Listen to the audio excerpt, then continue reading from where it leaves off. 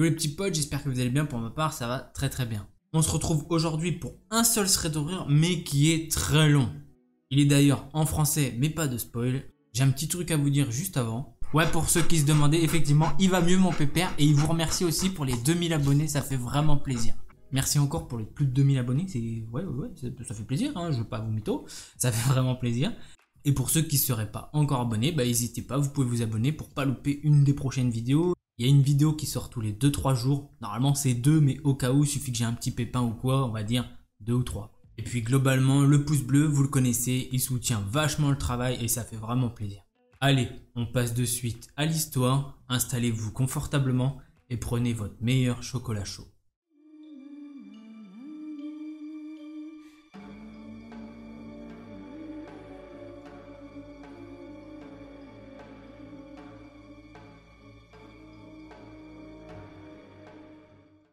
Bien le bonjour, je m'appelle Lucas, j'ai 25 ans aujourd'hui, j'en avais 15 au début de cette histoire. Je tiens à préciser que cette histoire se passe sur plusieurs mois. Je suis né en France, mais à l'âge de 6 ans, mon père déménage sans connaître la raison aux États-Unis. Il était aussi très riche, nous nous installons donc dans une grande maison en Louisiane. Il faut savoir qu'il y a une grande communauté francophone là-bas, car dans les années 1700-1800, la Louisiane appartenait à la France. Nous vivions dans un quartier où la majorité des gens parlent donc français. Il faut savoir que dans la famille, nous sommes 3 enfants. Ma grande sœur, mon petit frère et moi. La maison était extrêmement grande. Elle faisait 4 étages, c'était une belle maison blanche avec plein de chambres. Une dizaine au moins, dont la moitié qui servait de pièces pour faire du sport, pour de la couture pour ma mère, etc. Au final, seulement 4 étaient utilisés en tant que chambre. Nous avions aussi un très grand jardin avec piscine, grande terrasse, le luxe me diriez-vous. Sauf qu'à moins de 10 km de chez nous se trouve un gros ghetto, où s'entassent tous les gens ne pouvant pas vivre à la Nouvelle-Orléans. À 15 ans, j'entre au lycée. Il faut savoir que les lycées dans cette région sont souvent très peu sûrs. Déjà, il était situé assez proche du ghetto. Dans ce quartier, on a souvent entendu parler de tirs d'armes à feu, de trafic de stupéfiants, de viols et de trafic d'êtres humains. Parfois même des élèves qui forment un groupe dans un but criminel. Certains mettent des armes dans leur sac. Maintenant la description un peu longue faite, passons à l'événement inquiétant qui se passe le jour de la rentrée. La première fois où je vais dans ce foutu lycée. J'y vais à pied, soit 2 km aller, 2 km retour. La première journée, je demande à mon père de m'y accompagner. Il refuse froidement, sans me donner d'explication. J'y vais donc seul, et peu avant d'arriver à l'entrée de l'établissement, un homme bizarre qui devait avoir la quarantaine me bloque et commence à me parler. Il me dit « Waouh, c'est rare de croiser une bonne pièce. Ton corps est précieux mon petit. » Je pense aujourd'hui qu'au moment où il me le disait, il pensait que je ne comprendrais pas. Car même si la communauté française est grande, une bonne partie des gens ne comprenaient pas correctement la langue. Or, j'ai bien compris ce qu'il m'a dit. Mais à ce moment, je pense que le mieux est de faire comme si je ne comprenais pas. À cette époque, j'étais très mature face à ce genre d'individu, car j'avais déjà fait des mauvaises rencontres par le passé. Je ne connaissais pas les intentions de ce gars, donc j'ai demandé « Sorry, I don't know what you said. Can you speak in English, please ?» Je lui ai simplement demandé de parler en anglais, faisant mine de ne pas parler français. Il n'ajouta pas un mot, à part un sourire malsain. Je sors donc un « Ok bye » et me dirige au lycée. Je reste sur le moment choqué de cette rencontre. Mais au cours de la journée, j'oublie complètement cette histoire de mon esprit. Vient désormais le soir, où je rentre chez moi. Pour je ne sais quelle raison, je me remets à penser au mec qui m'a interpellé ce matin. Et sur la route, je sens une odeur dégueulasse de cigarette. Et je n'arrête pas de me sentir observé. J'étais en flip complet. Arrivé chez moi, j'ouvre le portail en 2 secondes et je vois 2 yeux au loin dans les buissons. Quelqu'un m'avait suivi jusqu'à chez moi et quand je l'ai aperçu, le mec a reculé dans la ruelle sombre. Quelques minutes après, je raconte à mon père ce qui s'est passé et là il commence à avoir une attitude bizarre. Il paraissait nerveux. Mon père m'a dit que ça devait juste être un passant. Le soir en question, je n'arrivais pas à dormir. J'étais apeuré de devoir retourner au lycée le lendemain et d'ailleurs je commençais à sérieusement me poser des questions sur les intentions de ce mec. Pour ne pas aller au lycée, j'ai prétexté une maladie et j'ai profité du fait que je sois seul à la maison le reste de la journée pour demander à des potes du même lycée des renseignements. Ils m'ont dit avant que je leur demande quoi que ce soit qu'ils avaient vu un mec chelou qui n'était clairement pas un parent d'élève, qui regardait en direction de la rue où je devais arriver. Le pire, c'est à midi, quand ils ont quitté le lycée. Ce mec attendait toujours. Je leur ai même demandé la description de ce mec. Elle correspondait au gars qui m'avait interpellé devant le lycée. Je commençais à paniquer. Alors je déballe cette fois l'affaire à ma mère qui prend immédiatement le sujet au sérieux. Malgré son gros boulot, elle me propose de m'accompagner durant toute la semaine après pour voir si l'intrus se montrera. Bien évidemment, on est aux États-Unis.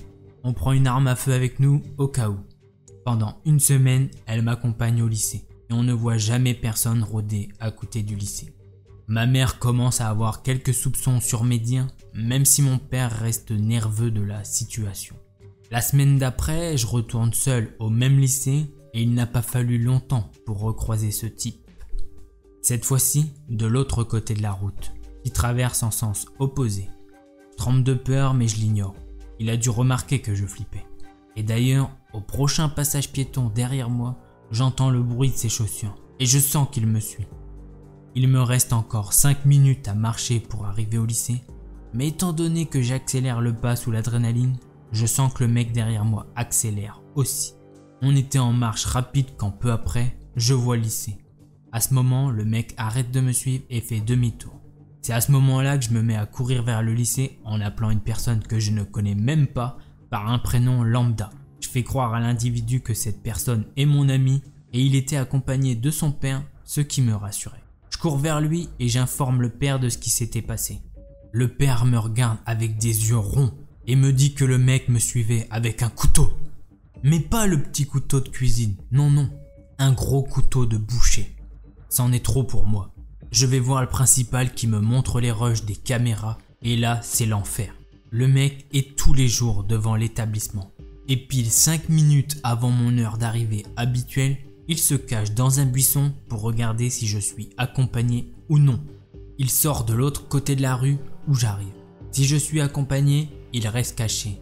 Il devait l'être toutes les fois où je suis allé au lycée avec ma mère.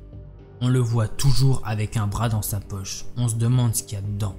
L'établissement appelle la police qui fouille le secteur, mais ne le trouve pas. Mes parents sont prévenus et j'observe un comportement toujours plus bizarre de la part de mon père. Un soir, je me dis qu'il serait bon de voir à quoi pense mon père, car de jour en jour, il est de plus en plus bizarre. Il est très inquiet de la situation. Par chance, ma chambre est collée à celle de mes parents et dans le mur, il y avait un petit trou avec lequel je pouvais entendre ce qu'ils se disaient. Et là, c'est le choc. La première fois que j'écoute, j'entends ma mère dire à mon père « Tu pourrais dire à Lucas ce qui se passe vraiment ?»« Non, Marc veut prendre sa revanche, on ne peut pas changer ça. Si on dit tout à la police, tu sais ce qui se passera. » Et 3 jours plus tard, j'entends mon père au téléphone dans la chambre. « Bonjour Marc, je veux bien te rendre l'argent, mais derrière, arrête de venir nous emmerder. » En entendant ça, je suis encore plus pétrifié. Quand je sors dans la rue, je prends toujours une petite arme, style un petit couteau ou alors une batte de baseball. Je la mets dans mon sac en prétextant à mes parents qu'on faisait du baseball à l'école. Ce qui est évidemment faux. Un jour, j'ai même pris une arme à feu dans le tiroir de mon père. Malheureusement, tout ceci se retourne contre moi. Un jour, je demande à un pote de chercher un livre que j'ai laissé dans mon sac, dans mon casier. Devinez ce qu'il trouve dedans? Il commence à me dire « Mais t'es fou, pourquoi tu as ça dans ton sac ?» en me montrant l'arme à feu. Je lui demande qu'on aille dans un endroit discret, ce qu'il refuse. Il pense que je voulais tuer quelqu'un. Je lui explique juste le début de l'histoire. Il veut bien qu'on en discute, mais demande à ce que ça soit un minimum en public. Il me donne donc rendez-vous le soir même, 17h30 devant le lycée. Pour rappel, à ce moment, nous sommes au mois de novembre. La nuit tombe tôt. On se retrouve donc devant le lycée et je lui raconte toute l'histoire. Je lui dis que la zone est pas sûre du tout, l'histoire du mec qui me suit, ce que j'ai entendu dans la chambre de mes parents. Il me dit qu'il avait déjà vu ce mec, mais ne savait pas ce qu'il avait contre moi. Je lui ai donc raconté la première fois où j'ai rencontré ce mec, au moment où il avait dit que mon corps était précieux, que j'étais une bonne pièce. Il me croit et s'excuse du quiproquo. Et il décide lui aussi de prendre une arme pour aller au lycée désormais. Plusieurs mois passent depuis la rentrée, j'ai dû croiser une trentaine de fois ce mec, parfois de jour lorsque j'arrive au lycée, parfois de nuit lorsque j'en reviens. Il connaît mes horaires, mon adresse, mes amis. Ce mec m'espionne littéralement tout le temps. Faisons un petit bond dans le temps au mois de janvier. Il m'espionne toujours, sans événement particulier, mais j'ai toujours l'habitude de mettre ma main dans la poche où j'ai mon pistolet et mon couteau quand je sors. Je demande à mon père de m'inscrire à des entraînements de sport de combat. Je faisais déjà du karaté, mais je fais tout pour améliorer ma self-défense. Au cas où ce gars tenterait quelque chose contre moi, je m'arme et j'apprends à me battre. Mais voilà, mon père se rend compte qu'une des armes du tiroir disparaît tous les jours. Normal vu que je la prends. Et il craque à ce moment-là. La seule fois où j'ai oublié de remettre l'arme à sa place, et ça m'aura coûté très cher. Mon père sait que seul quelqu'un de la famille aurait pu la prendre. Il demande sèchement à ma mère, elle ne l'a pas. Il commence à nous demander à nous trois. J'avais raconté l'histoire à ma sœur qui n'hésite d'ailleurs pas à me dénoncer. Mon père va immédiatement me la prendre ainsi que toutes les armes de défense que j'ai. Il me traite de gros malade. Bref, à ce moment j'ai plus d'armes quand je sors. Mon père vérifie mon sac et mes poches chaque matin pour vérifier que je n'ai rien avec moi. J'ai tenté de dialoguer avec lui et je savais qu'il était au courant vu ce que j'avais entendu dans sa chambre. Mais il refuse de me croire et me dit que je ne suis qu'un sale menteur et que je devrais avoir honte de ce que j'ai fait. En soi, il avait pas non plus complètement tort, même si le port d'armes reste toléré aux États-Unis, se rendre au lycée avec les armes que je prends, c'est assez chaud.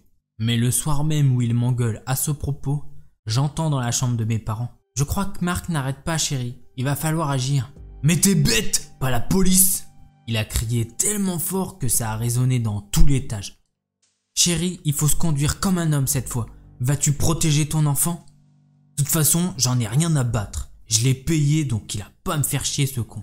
Maintenant, c'est une affaire qui n'est pas à moi. » Avec tout ce que j'ai entendu précédemment, j'en ai conclu que le mec qui m'observe est une personne que mon père connaissait et que mon père lui devait de l'argent. Il ne l'a pas fait dans les temps, cet homme l'a donc espionné en premier, puis il m'a vu et m'a pris pour cible. L'horreur arrive en mars. C'est à ce moment où je vois de l'autre bout de la rue ce fameux gars. J'avais été demandé en rattrapage car j'avais loupé un contrôle. Le rattrapage c'était samedi, quand il n'y a presque personne dans le lycée.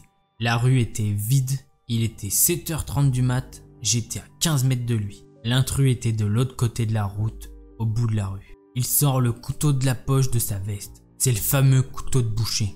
Petit détail qui m'a mis la trouille, il y avait des taches de sang sur ce dernier. Et il était vraiment abîmé, comme s'il avait déjà servi. Le mec commence donc à foncer vers moi. Je cours dans le sens inverse. Sur le chemin de retour, je cours pour ma vie. Si bien qu'en 5 minutes, j'arrive devant le portail. Le mec continue de courir, il se rapproche. Je suis tellement en panique que j'arrive pas à insérer la clé et le mec arrive sur moi. Je l'entends hurler « Tu es à moi !» Alors que je continue d'essayer d'entrer. Le mec arrive en un bond, brandit son couteau 50 cm au-dessus de moi et je me souviens de la vidéo de self-défense que j'avais vue maintes et maintes fois. J'abandonne l'idée de rentrer chez moi, c'était trop tard. Et j'arrive à saisir le couteau du gars avant qu'il me plante. Il arrive à un moment à m'effleurer la jambe avec son couteau, mais j'arrive finalement à lui reprendre son arme et à lui casser le bras. Le mec crie de douleur et finit par prendre la fuite, me laissant son arme pleine de sang. Je ne le poursuis pas, j'ai trop mal à la jambe. Je rentre chez moi et j'en parle directement à mes parents. Mon père me sort littéralement « C'est ton affaire fils, prouve que t'es un homme ». Mon père a une pensée assez macho de la chose. En gros, pour lui les hommes c'est à la guerre, les femmes à la maison, et il n'hésite pas à frapper ma mère quand il est en colère. Bref, finalement je n'appelle donc pas la police sous les menaces de mon père et la pression qu'il me mettait. Je savais même plus si le danger c'était le gars ou mon père. Je vais me coucher sans pouvoir dormir, trop d'adrénaline dans mon corps et surtout trop mal à la jambe. Le lendemain, en allant en cours, je prends cette fois-ci mon téléphone dans ma poche. J'ai eu vraiment une idée maligne à ce moment-là. Je savais que le mec m'avait observé longtemps et qu'il était sûrement au courant des armes dans ma poche. Je mets donc le téléphone dans la même poche que celle où je mettais les armes et je garde toujours les mains dans ma poche. Pour qu'il n'ait pas juste une simple forme de téléphone, je prends avec moi des bonbons que je mets dans cette même poche. Et durant tout le trajet, je mets ma main dedans pour simuler le fait que j'ai une arme. Le mec ne m'a pas approché une seule fois le mois qui suit. Je l'ai observé plusieurs fois dans les fameux buissons, mais il n'osait plus trop se montrer. D'ailleurs, j'ai même fait un beau sourire pervers à son égard lorsque je l'ai revu dans son buisson pour la première fois, avec une attelle à son bras. Mon but était de paraître sous mon meilleur jour dans la rue, pour le dissuader de tenter quoi que ce soit. C'était aussi un moyen pour moi de cacher la peur noire que j'avais de ce mec. Le dernier événement est arrivé chez moi. Une nuit début mai, il faut savoir que le portail faisait depuis un moment un sale bruit quand il était ouvert ou fermé. Il grinçait à mort et ça pouvait s'entendre depuis l'intérieur de la maison. La nuit, alors que tout le monde est à la maison, j'entends le portail s'ouvrir et se fermer. Je pensais que mon père allait sortir comme il le fait parfois. Je me souviens qu'à ce moment, mon père a commencé à arrêter de me fouiller partout. J'en ai donc profité pile le soir, au moment de cet événement, de prendre une des armes à feu dans ma chambre pour la mettre dans mon sac pour le lendemain, car j'étais vraiment inquiet que Marc s'en procure une à un moment. Ensuite, il faut aussi savoir que ma sœur et mon frère sont partis chez ma mamie pour quelque temps. J'en ai été privé car mon père a dit à ma grand-mère que j'étais un malade car j'apportais des armes à feu à l'école. J'entends la porte de la maison s'ouvrir, alors je me dis que mon père était sorti pendant que je dormais et que je n'avais pas entendu la première fois où il était sorti. Mais c'est à ce moment où j'entends des objets se casser et quelqu'un a monté les marches. Ma chambre et celle de mes parents est au 3e étage, mais j'entends quelqu'un marcher partout dans chaque étage pour vérifier s'il n'y a pas des chambres où il y aurait des gens. Il vérifie la même chose au 2e et à ce moment je comprends que ce n'est pas mon père. La personne finit donc par monter au 3e et discrètement j'appelle le 911. Heureusement, une habitude de ma part, verrouiller ma porte de chambre à clé. Et il continue de chercher. Ma chambre et celle de mes parents sont au bout du couloir, donc il vérifie les premières pièces. La salle de bain du 3e, la chambre à couture, la chambre d'amis, puis enfin la pièce de rangement qui est à côté de ma chambre. À ce moment-là, je tremble de peur et je me souviens que j'avais pris avec moi l'arme à feu. Je la sors donc de mon sac et à peine je l'ai en main que j'entends la personne tenter d'ouvrir ma porte. Il continue de forcer pour ouvrir ma porte, si bien que ça réveille mes parents. Mon père sort un « Qu'est-ce qui se passe ?» quand j'entends un coup de feu, pas sur ma porte, mais dans la chambre de mes parents, puis un second. Heureusement, le mec n'a fait que viser la porte de mes parents qui verrouillent eux aussi la porte. Mon père sait que le mec a une arme à feu quand l'intrus crie soudain « C'est Marc, maintenant tu vas me filer toute la thune et illico, sinon t'es mort. Si t'appelles la police, tu sais ce qui se passera, alors donne-moi la thune ou je te bute. » Bien sûr, mon père refuse de sortir, mais il n'appelle pas la police pour autant. Marc n'ayant pas reçu de réponse, il commence à tenter de forcer ma porte et crie « Ok, je m'occupe du môme, puis je te bute. » Il avait un accent plus français qu'américain, ce mec était forcément un français d'origine. Et à ce moment, je me souviens d'un truc. Ce fameux Marc, il était déjà venu nous voir. Quand on était en France, mon père était en contact avec lui et l'avait déjà invité à la maison. Je me posais plein de questions tout en attendant avec l'arme à feu braquée sur la porte, quand d'un coup, on entend les sirènes. C'est d'ailleurs pile à ce moment que la porte cède. Le mec n'avait pas pointé son arme à feu sur moi alors que j'avais la mienne braquée sur lui. Je lui dis de jeter son arme, sinon je tire. Je pense qu'il ne s'attendait pas à ça. Mais les policiers montent et voient la scène. On arrive sur un nouveau quiproquo. Les policiers croient que l'intrus est la victime, forcément le gars en profite. « Aidez-moi !» Je tente de leur expliquer, mais quand tu arrives avec cette scène sans le contexte, forcément. Je décide donc de lâcher mon arme et leur dire clairement ce qui s'est passé. Mes parents ouvrent finalement la porte, mais à ma grande surprise, mon père témoigne en faveur de Marc. J'étais dans cette situation avec mon père et ce fameux Marc qui jouait aux victimes en disant que j'étais incontrôlable. Nouveau coup de chance, chose qui fera en sorte que je serai crédible aux yeux des policiers, je n'avais pas coupé l'appel. Le téléphone était dans ma main et la correspondante au téléphone me demandait si tout allait bien. C'était moi qui avais appelé la police. Pourquoi aurais-je fait ça si j'étais le criminel? C'était vraiment la situation actuelle. De plus, ma mère finit par parler et mon père ne pouvait pas la frapper comme il le faisait, car les policiers étaient là.